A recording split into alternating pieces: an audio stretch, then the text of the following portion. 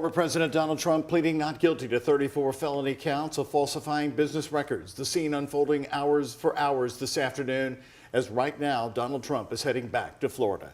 It is a historic moment. For the first time, a former president of the United States turning himself in. Hello, everyone. I'm Doug Proffitt. And I'm Shay McAllister. Trump was arrested, fingerprinted, and processed before he appeared in front of Judge Juan Merchan.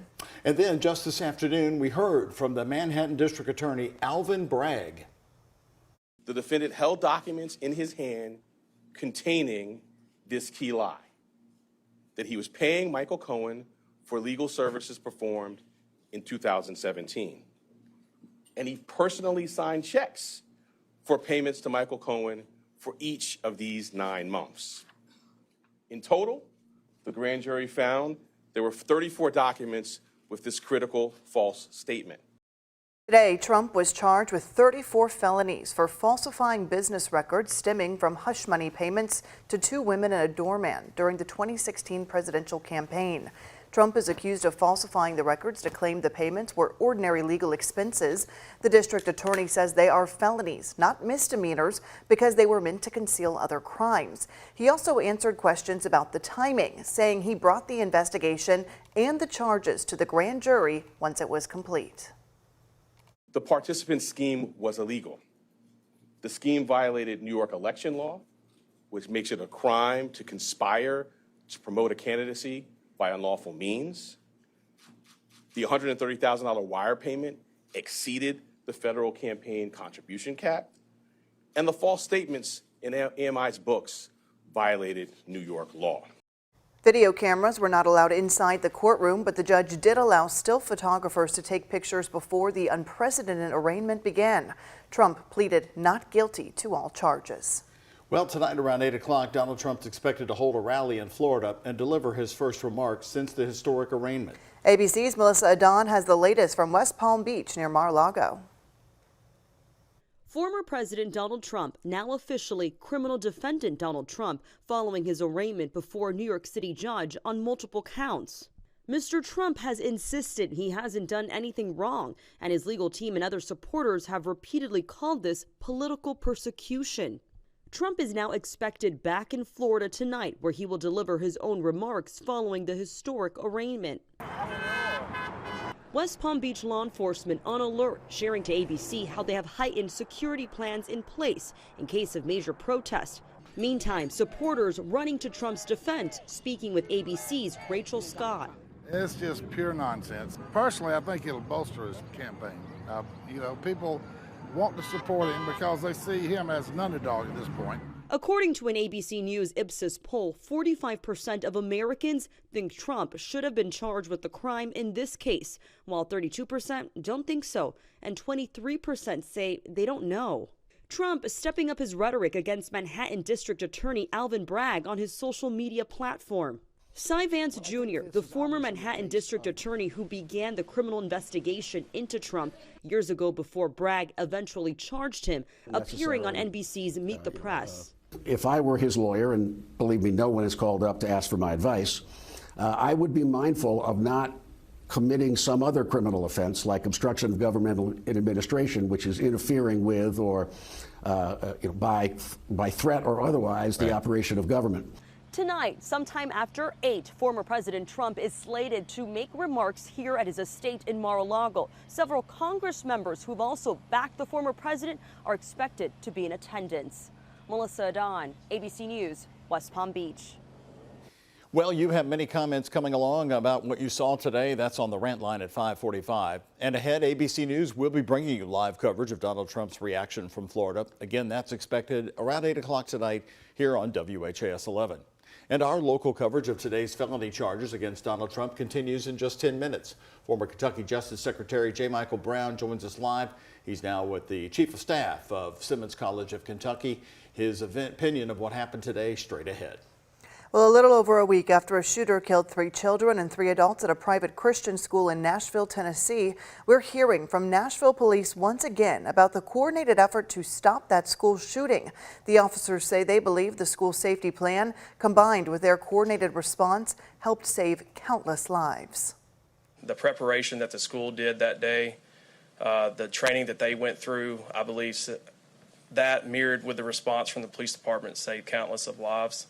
I was able to speak to one of the administrators as they were coming out, and she was able to help relay information to teachers and staff members that were still inside, which is a huge help.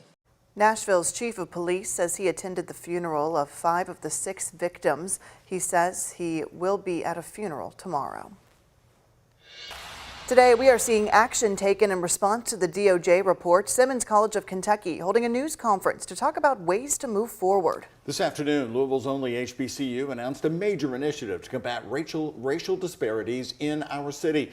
WHAS11's Isaiah Kim Martinez covered it today. He joins us now with details on the creation of a racial justice center right here in Louisville. And Isaiah, what are the details behind this initiative? Well, Doug Shea, Simmons College of Kentucky, like you mentioned, is leading this effort. That's thanks to a $2 million grant announced today.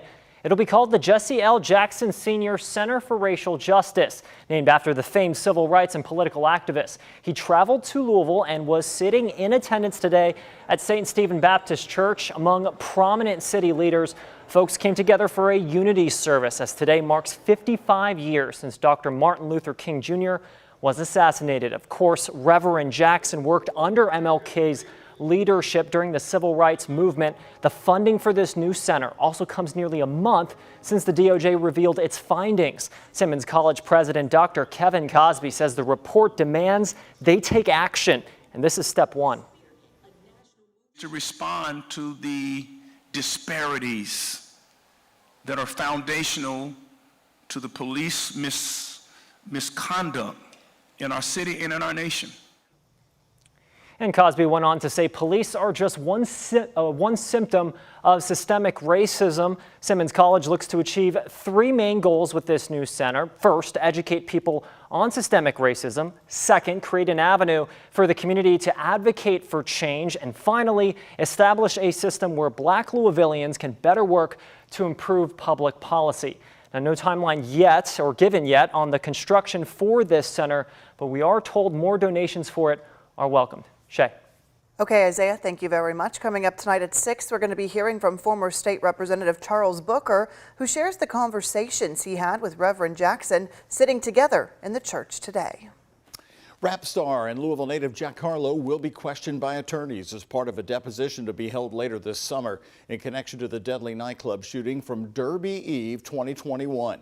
Police say Harlow's DJ, Ronnie O'Brien, shot and killed bartender Kashmira Nash at the Vibes Restaurant and Ultra Lounge on May 1st, 2021 at a Derby weekend kickoff party.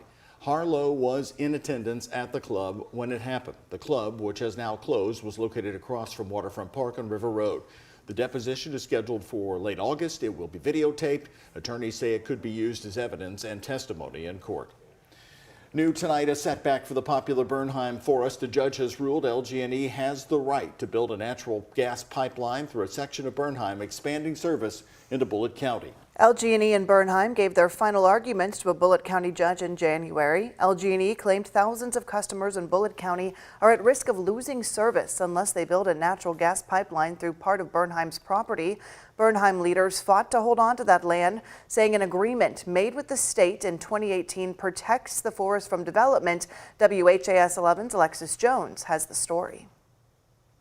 Environmental activist Elisa Owens says LG&E may have won this battle, but the fight is far from over. She says her group isn't going to give up until plans for the fossil fuel pipeline are extinct.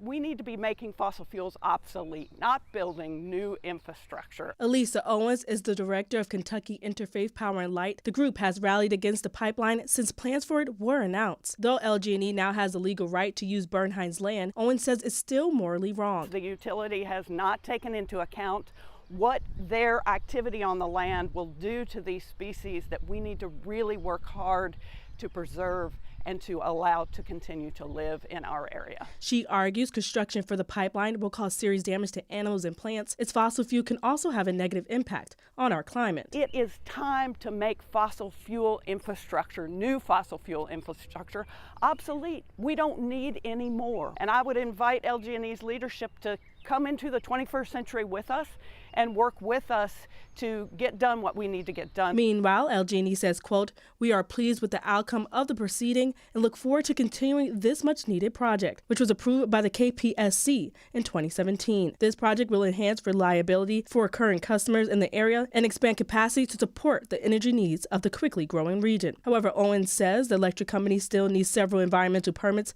before construction can begin, which her group plans to fight against every step of the way. In Bullitt County, Alexis Jones, WHAS11 on your side.